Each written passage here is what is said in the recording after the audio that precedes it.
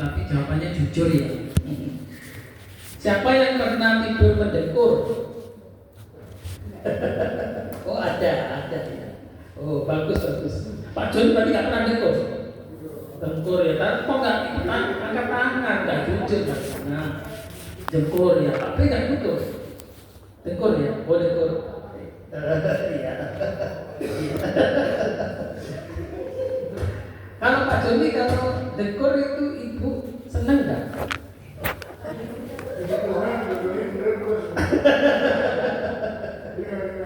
Iya. Oke, ini supaya kita rileks ya. Saya punya cerita tentang orang yang mendengkur. Ada seorang laki-laki masih muda sebenarnya, tapi dia itu merasa dia dengkurannya itu mengganggu. Jadi dia pergi ke dokter kan, gimana sih caranya mengatasi dengkurannya. Lalu dia tanya, dokter, saya ini sering mendengkur, saya nggak tahu, saya merasa ini harus diatasi. Terus loh, kamu sudah berkeluarga? Oh belum dokter, saya masih lajang. Oh ya nggak apa-apa, nggak masalah. Kan kamu tidur sendiri. Iya sih dok, tapi masalahnya itu saya sudah 3 kali dipecat karena dengkur di kantor. Jadi dia ketiduran waktu kerja dengkur, ya udah dipecat jadinya. Itu mengganggu kan? Nah, ini cuman cerita awal ya. Kisah mendengkur tadi ada mau kaitannya dengan Injil hari ini tuh tentang mengenal diri ya, tahu diri ya kan. Oh kalau orang punya kelemahan, dia harus mengakui dulu kelemahan itu. Oh ya saya lemah di bidang ini.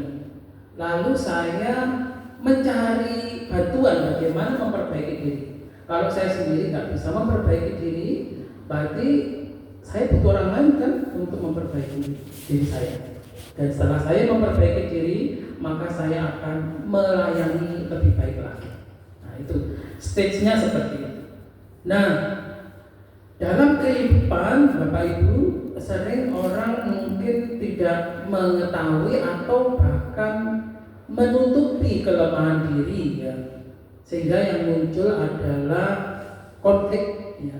Ketika orang nggak mengenal diri, misalnya dia itu suka terlambat misalnya ya kan. Lalu dia selalu berdalih, ya macet lah, hujan lah, kok tiap hari gitu. Nah berarti kan ada yang something wrong misalnya loh. Maaf ya saya nggak ingin siapa-siapa di sini ya. Ini hanya nyeletuk aja ya. Anggap aja pokoknya itu bukan Anda ya. Nah jadi karena kadang-kala juga dalam diri manusia itu sering ada ketidakpuasan ya. Ketidakpuasan ini yang menimbulkan ada iri hati, ada marah, jengkel, dengki, cemburu, macam-macam ya. Ini yang terjadi.